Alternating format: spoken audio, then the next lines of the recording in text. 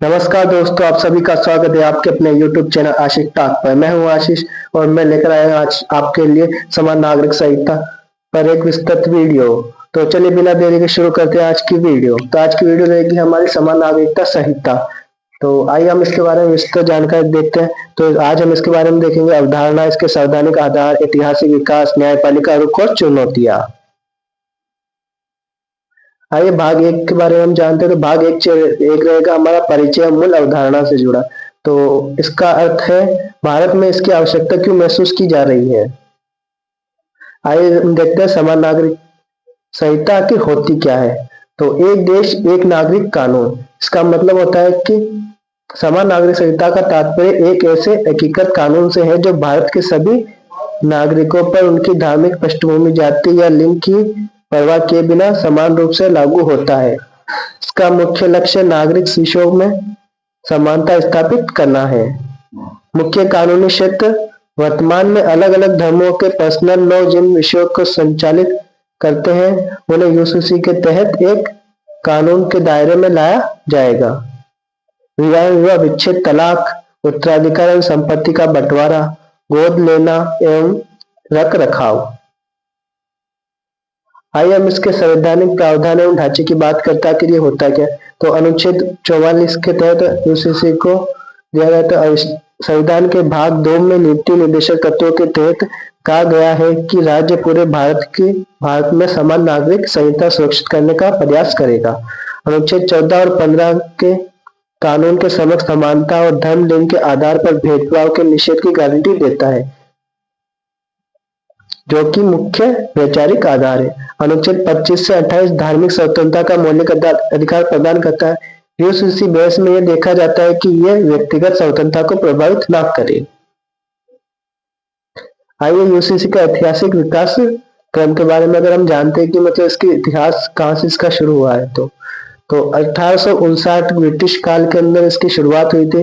तो ये थी आपराधिक कानूनों का संहिताकरण हुआ, लेकिन धार्मिक संवेदनशीलता के कारण पर्सनल लॉ को छोड़ दिया गया। 1950 संविधान सभा में तीखी बहस के बाद यूसीसी को अनुच्छेद 44 के तहत शामिल किया गया। 1985 में शाहबानो केस के अंदर सुप्रीम कोर्ट ने गुजारा भत्ता मामले में ऐतिहासिक निर्णय देते हुए यूसीसी लागू करने का सुझाव दिया। अब बात करते हैं वर्तमान में। तो 2024-26 राज्य स्तर पर उत्तराखंड, गुजरात आदि राज्यों द्वारा विधानसभा में यूसीसी विधेयक पारित कर ऐतिहासिक पहल की गई है। आइए इसके प्रमुख उद्देश्य और इसके लाभ के बारे में जानते हैं। तो 100% लाभ लैंगिक न्याय एवं समानता के ऊपर है। तो समानता और सरलीकरण की ओर कदम है। महिला सशक्तिकरण, पारंपरिक पर्सनल लॉ में महिलाओं के साथ संपत्ति व तलाक में होने वाले भेदभाव का अंत करना है। राष्ट्रीय एकीकरण का धार्मिक आधार पर बटे कानूनों के स्थान पर एक साझा नागरिक पहचान का निर्माण करना है। न्यायिक सरलीकरण की अगर बात करें तो जटिल और परस्पर विरोधी धार्मिक कानूनों की जगह एक स्पष्ट और सुगम कानून बनाना है। आइए न्यायपालिका का रुख और इसके निर्णय की अगर हम बात करें तो शाहबानो केस के अंदर जो 1985 में हुआ था, कोर्ट ने माना कि धारा 125 एवं धर्मनिरपेक्ष कानून है और ये राष्ट्रीय एकता के लिए जरूरी है। स्वतंत्र मुद्रा केस। तो 1995 के इस केस में पहली पत्नी के राहत रूसी शादी के लिए धर्म परिवर्तन को अवैध ठहराया गया है और यूसीसी की वकालत की गई है। शायरा बानो केस 2017 के अंदर 3 तलाक की बिद्दत को असंवैधानिक घोषित करते हुए महिलाओं के मौलिक अधिकारों को प्राथमिकता दी गई है। आइए भारत में राज्यवार कार्यान्वयन के बारे में अगर बात करते हैं। गोवा मॉडल के अंदर पुर्तगाली नागरिक संहिता के तहत गोवा में लंबे समय से सभी धर्मों के लिए समान पारिवारिक कानून लागू है। उत्तराखंड 2017 के बाद यूसीसी कानून लागू करने वाला भारत का पहला राज्य बना, जिसमें लिव इन रिलेशनशिप में रजिस्ट्रेशन भी शामिल है।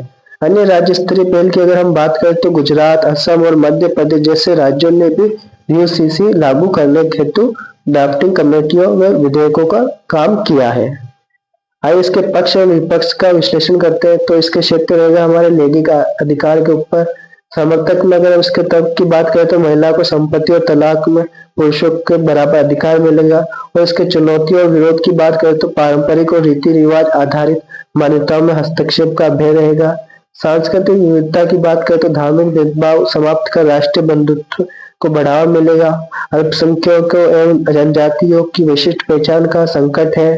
संवैधानिक न्याय की अगर हम बात करें तो अनुच्छेद 14 और 44 के संवैधानिक लक्ष्य की पूर्ति होगी। और इसकी चुनौतियों की बात करें तो अनुच्छेद 25 धार्मिक स्वतंत्रता के साथ संभावित टकराव हो सकते हैं। Doctor B R. अम्बेडकर ने संविधान सभा की बहस के अंदर उन्होंने कहा था कि एक समान नागरिक संहिता एक वांछनीय उद्देश्य है, लेकिन इसे तुरंत अनिवार्य करने के बजाय शुरुआत में स्वैच्छिक रखा जाना चाहिए ताकि समाज धीरे धीरे इसे स्वीकार कर सके। अब इसके हम निष्कर्ष एवं सर्वसम्मत भावी राय की बात करें तो व्यापार एवं सर्वसम्मति के परामर्श में सभी धार्मिक समुदाय, नागरिक समाज और विधि विशेषज्ञों के साथ गहन विचार विमर्श आवश्यक है। चरणबद्ध कार्यान्वयन की अगर हम बात करें तो एकमुश्त लागू करने के बजाय पहले विवाह फिर उत्तराधिकार जैसे क्षेत्रों में सुधार लाया जाए।